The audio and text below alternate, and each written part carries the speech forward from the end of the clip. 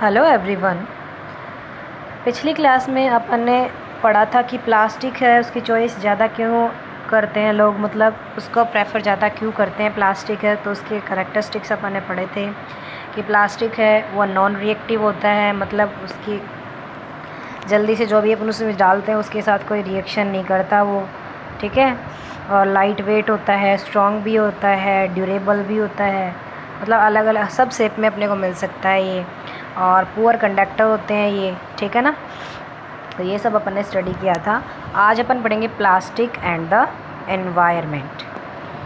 तो देखो, when we go to the market, जब अपन मार्केट जाते हैं, we get usually things wrapped in a plastic और पैक्ड इन पॉलीथीन बैग्स। जब हम लोग मार्केट जाते हैं तो हम लोग क्या प्राप्त करते हैं, यूजुअली थिंग्स रैप्ड इन प्लास्टिक, प्लास्टिक के अंदर रैप की हुई चीज़ें हम लेते हैं, देखो। और पैक्ड इन पॉलीथीन बैग्स या फिर पॉलीथीन बैग में पैक होती हैं। That is one reason why plastic waste keep getting accumulated in our homes. ये एक रीज़न है वाई प्लास्टिक वेस्ट कीप्स गेटिंग, कि क्यों प्लास्टिक वेस्ट जो है वो हमारे घर में इकट्ठे होते रहते हैं। इसीलिए तो होते हैं ना, क्योंकि कोई भी चीज़ अपन लोग मार्केट से लाते हैं तो वो प्लास्टिक में ही रैप होकर के आती है या फिर पॉलीथीन बैग्स में आती है।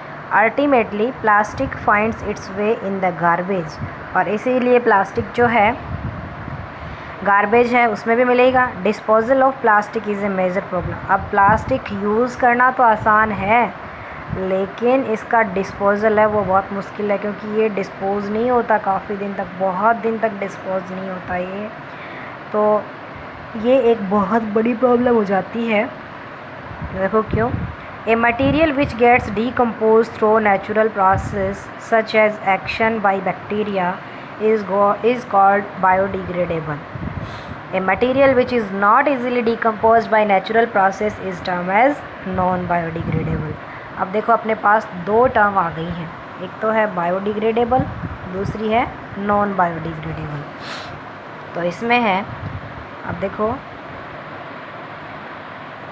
बायोडिग्रेडेबल क्या होते हैं, a material which get decomposed through natural process. ऐसे मटेरियल जो डीकम्पोज हो सकते हैं किसके द्वारा, through natural process, natural process के द्वारा जो मटेरियल मतलब डीकम्पोज हो जाते हैं, जैसे सच एज एक्शन, मतलब बैक्टीरिया वगैरह के एक्शन से जो डीकम्पोज हो जाते हैं, इज़ कॉल्ड बायोडिग्रेडेबल। उनको बोलेंगे अपन बायोडिग्रेडेबल, ठीक है।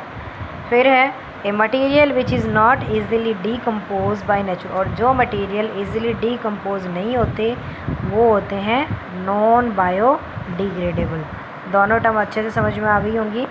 जो मटेरियल बैक्टीरियल प्रोसेस के द्वारा मतलब बैक्टीरिया के द्वारा नेचुरल प्रोसेस के थ्रू ईजिली डीकम्पोज हो जाते हैं वो तो होंगे बायोडिग्रेडेबल, और जो डीकम्पोज नहीं होंगे वो होंगे नॉन बायोडिग्रेडेबल, ठीक है। अब है ये टेबल, देखो 3.3 की टेबल है, इसको देखते हैं अपन लोग। टाइप्स ऑफ वेस्ट, कौन से टाइप के वेस्ट हैं इसमें, तो देखो approximate time taken to degenerate, approximate time कितना लगता है मतलब डीजनरेट होने की, इसको डिग्रेड होने के अंदर। अब नेचर ऑफ मटेरियल, मटेरियल की नेचर क्या है देखो, मतलब अब इसमें है peels of vegetables and fruits, left over food stuff etcetera.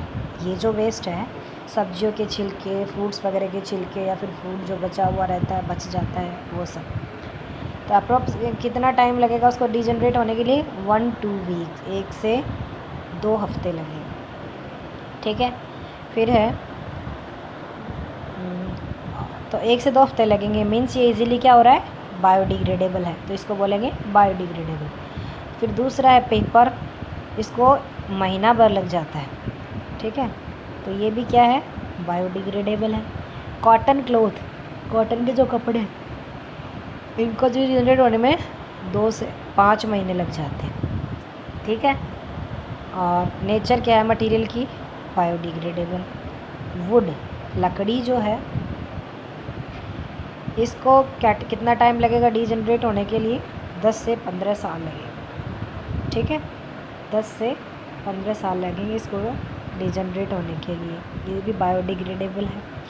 Woollen clothes हैं, ऊन वगैरह, इनको लगभग 1 साल लग जाएगा। ठीक है। उसके बाद tin, aluminium and other metal. 1 minute.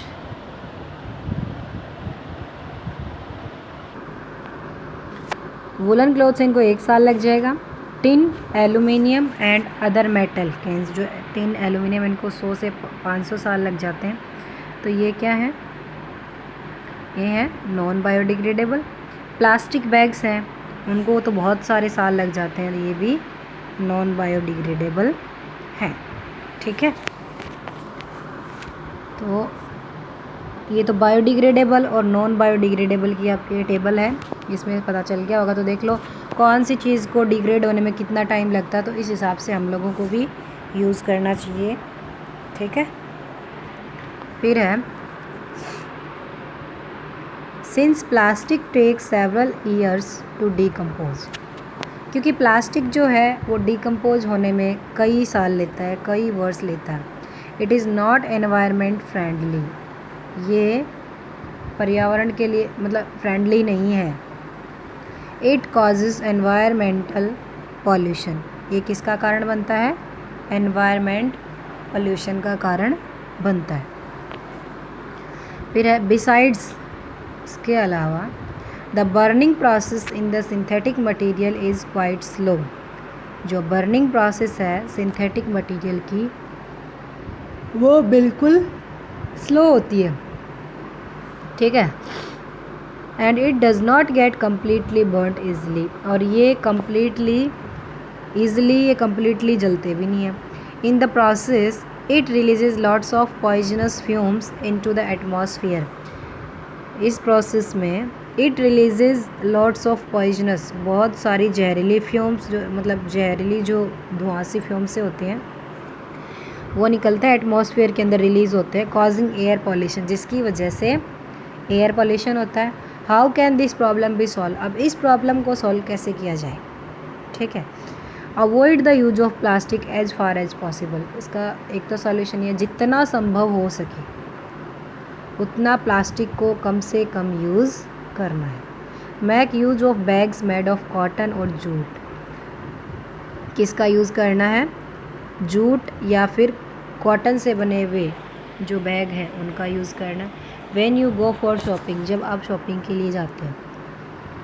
The biodegradable and non biodegradable waste should be collected separately and disposed of separately.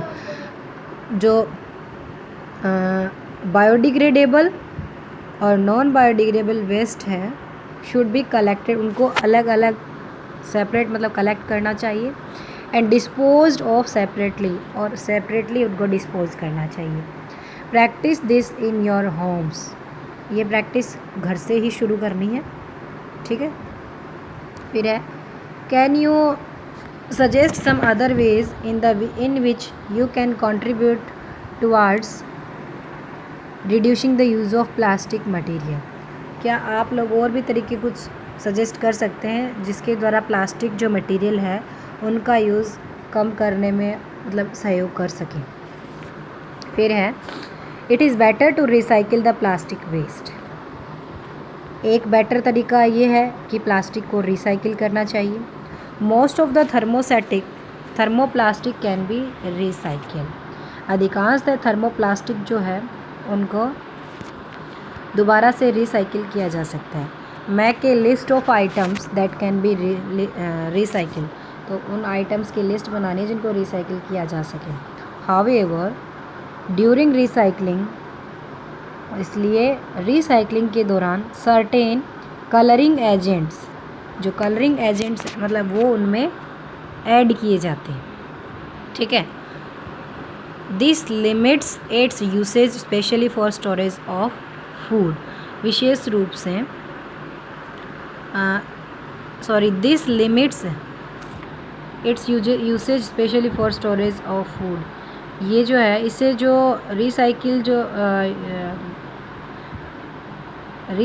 जो भी आइटम्स वगैरह हैं उनका यूज़ विशेष रूप से जो फूड है स्टोरेज के लिए है उनमें कम हो जाएगा इसकी वजह से, ठीक है। फिर है एज ए रिस्पॉन्सिबल सिटीजन, एक उत्तरदायी रेस्पॉन्सिबल सिटीजन नागरिक की तरह, रिमेंबर क्या याद रखना, 4R principle, reduce, reuse, recycle, recover.